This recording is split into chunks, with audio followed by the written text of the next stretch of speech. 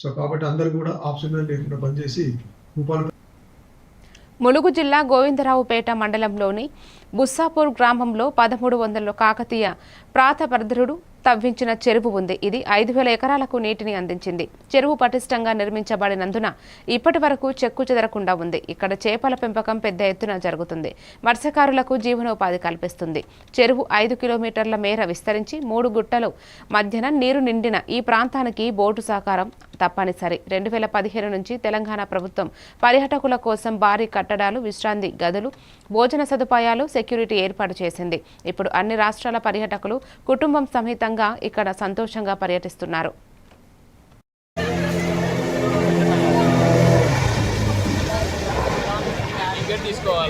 మంత్రి నియోజకవర్గం నుండి వచ్చాను. సెమినరీ కాలనీ నుండి మేము విజిట్ చేయడానికి వచ్చినాం.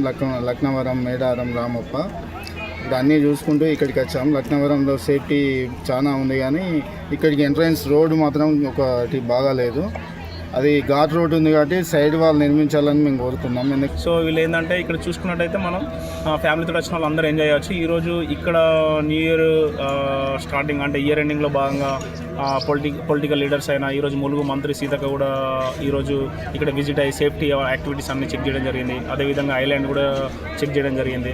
సేఫ్టీ కంపేర్ చేసుకున్న ఫ్యామిలీకి ఎంటర్టైన్మెంట్ అయినా కూడా అన్నీ బాగున్నాయి. సో తెలంగాణ టూరిజం వాళ్ళకి మా ఫ్యామిలీ స్టేషన్ అందరి తరఫున చాలా కృతజ్ఞత. అండ్ ఎవ్రీవన్ తెలంగాణ పీపుల్ కూడా హ్యాపీ న్యూ ఇయర్. కూడా చేయవచ్చు చాలా బాగా. నేను ఇప్పుడు డైరెక్ట్గా సీతక్కను కూడా చూశాను. అది చాలా సంతోషకరమైన విషయం. తొందర వస్తే ఫోటో తీద్దాం అనుకున్నాం, కానీ వాళ్ళు అటు వెళ్ళినట్టున్నారు.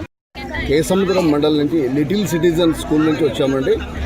ఎందుకంటే ఈ సంవత్సరం ఈరోజు లాస్ట్ డే 25 2025 చివరి దినం నాడు పిల్లలను తీసుకొచ్చి ఇక్కడ రామప్ప హిస్టారికల్ ప్లేస్ అయినటువంటి రామప్పను సందర్శించడానికి, చారిత్రక విషయాలు పిల్లలకు చెప్పడానికి, అందులో పాటు